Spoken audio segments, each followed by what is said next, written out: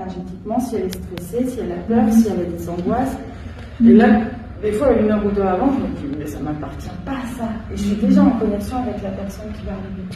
Et qui n'est même pas là. Qui n'est même pas encore là. Mais énergétiquement, le rendez-vous est déjà pris, la personne est en train d'arriver au cabinet en fait. Donc l'hypersensibilité ne part pas. Une fois qu'on l'a, notre super pouvoir, on n'a plus qu'à le dompter. Apprendre à vivre avec. Ça vous parle. En tout cas, je vois des plein de têtes qui se hochent. 3e signe possible, donc possible ou pas, on a envie d'être seul, plus que la moyenne. C'est une solitude choisie parce qu'on a besoin d'introspection.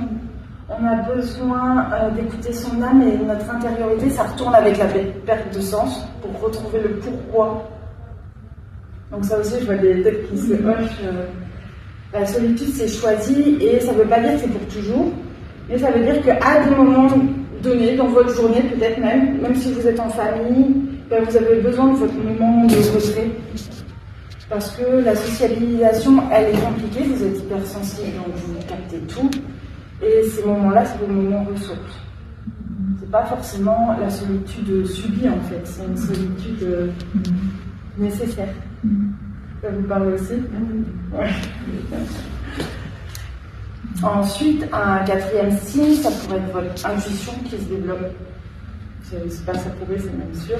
Donc forcément, il n'y a plus rien qui gêne. La connexion, elle est plus rapide avec votre intuition.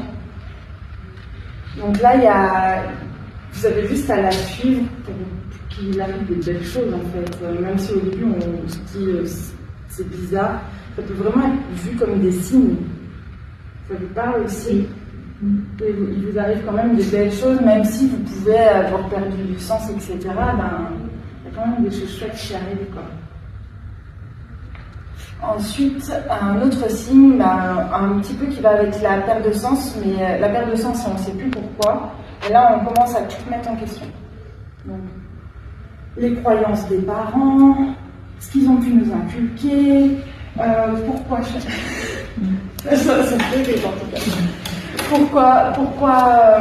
Pourquoi je refais les mêmes choses qu'eux, ou est-ce que c'est juste, enfin, vraiment toutes vos croyances, tout ce que vous avez pu apprendre, même à l'école, enfin, ou dans des études, des formations, vous vous posez des questions sur tout.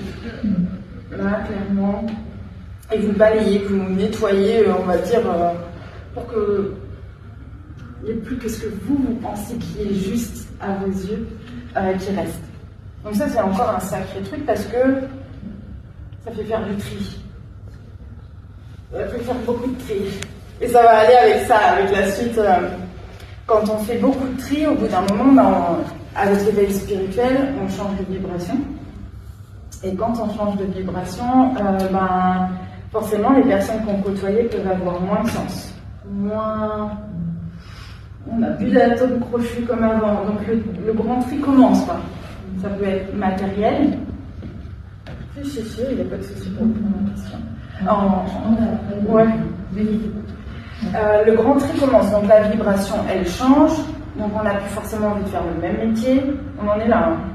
Tout le château de cartes, il est à plat, le château de cartes. On n'a plus envie de vivre dans le même endroit. On est attiré par d'autres lieux, par d'autres personnes. Donc là, vraiment, on se dit, mais on ne va pas tout faire en même temps, quoi. On va pas faire le travail, le logement, les chéris, enfin tout, quoi.